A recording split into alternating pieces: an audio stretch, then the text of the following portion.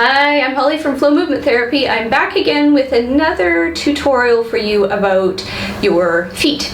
And we all know the importance of having good foot function, you know that from my channel.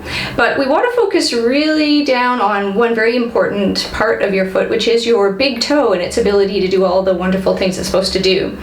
So often I'll see that people will have weakness in their big toes or not able to do the things your big toe is supposed to do.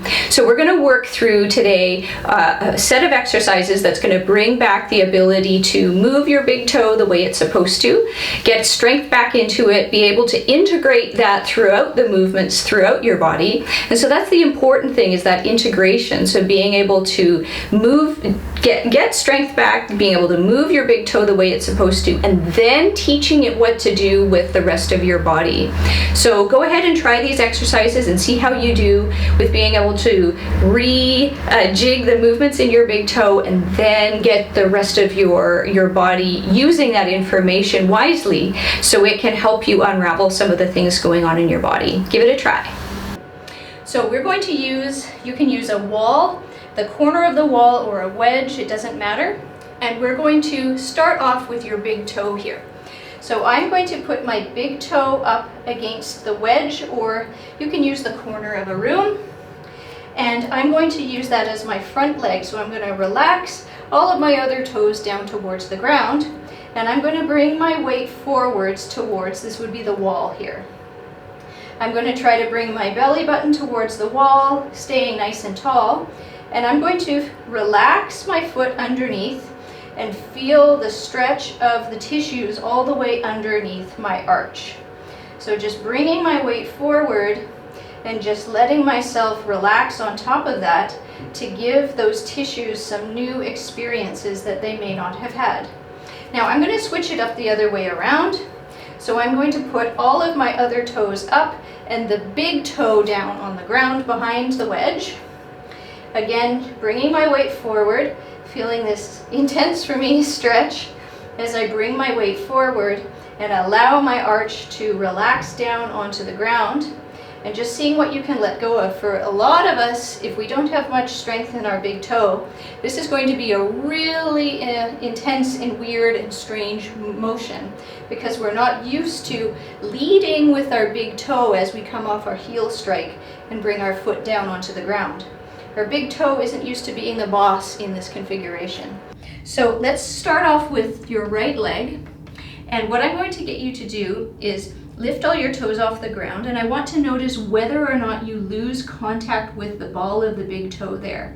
Now, if you're losing contact there, we're going to take a wedge or a piece of fabric, a towel, and you're going to place it underneath there. And now when you lift your toes off the ground, we want to see if we can hug with the wedge, not to push into it, but just maintain an awareness, a contact with it as you lift your toes off the ground, to see if we can start getting some of that contact staying with the ground with you lifting your toes up. Now check out the other foot, and of course do that on the other side. But for the sake of brevity, we're going to do just on this side. And then we will also want to notice if you're having trouble lifting your big toes off the ground, two things we can work on there. One of them is, where are your pressures? So if your pressures are all towards the front, see if we can distribute the pressures a little bit more evenly under your foot, and then see whether it's easier to lift your big toe off the ground. Now, if you're still having trouble with that, we can give yourself a bit of a head start with the wedge or a towel underneath just the big toe there to start it so it's already lifted up a little bit.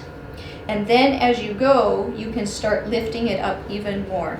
So if I do that from this side, you can see how my big toe is propped up a bit to start. And then I can lift it up a bit higher because it's already on given a bit of a head start to being able to lift up. So here's another one that I want you to try out. You need a wall. You can face a wall to do this. I have a chair just because it's easier for me to demo on camera, but make sure you have something there to catch you in case you lose your balance. So what we're going to do is, it's called heel raises. So I want you to face your wall or your chair, whatever structure you're using, and we're going to go up, lift your heels up and go up on the balls of your foot. But really important things that we want to do here. One of them is that we want to make sure the ball of the big toe and little toe stay down on the ground. So you're not going to go up as high as you think onto the balls of your feet to begin with, because we want to make sure that you can keep those structures down on the ground. So I'm going to be nice and tall with my posture. I'm going to make sure my knees are straight but they're not locked, and I'm going to lift my heels up off the ground as long as I can keep equal distribution across the balls of the big toe and little toe. So what we're going to do is you're just going to take a stance that's about the length of a regular step. And what I want you to do is first observe what happens. So if you shift your weight forward, so thinking of getting your belly button over top of your front leg and bend the knee at the front. Just try that a couple times for me. And then when you're nice and stable and you figure that out, take a look at your back leg. What's happening? And when we walk along, what we would like to do is have the weight in the ball of the big toe and the ball of the little toe together on the ground.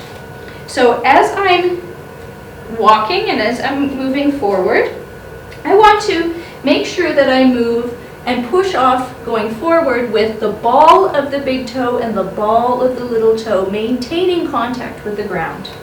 So in that same stance that you were in, shifting your weight forward, see if you can invite both the ball of the big toe and little toe to stay in contact with the ground.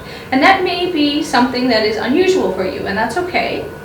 We want to start getting used to taking the pressure off of that bunion, taking the pressure off of it having to do all of the work, and starting to redistribute the pressure and the power and the movement all across your foot rather than just under the big toe.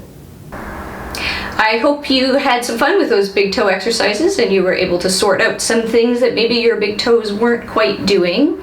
Being able to get back some of those motions. Take it slow. Sometimes doing new things with your feet can be quite sore. So go at the speed that your body is okay with, and then start noticing changes throughout your day in your movements, the power, the strength, oh, I didn't even realize this about my big toe, and things that you're noticing. And give it a try. I hope it helps you out. Thanks for watching today. Thanks for watching all the way to the end. That means you guys like this video. So if that's true, hit the like button so that I know to make more of it in the future. And if you want to never miss out on what I put up on my channel, hit the subscribe button and I'll keep making content for you.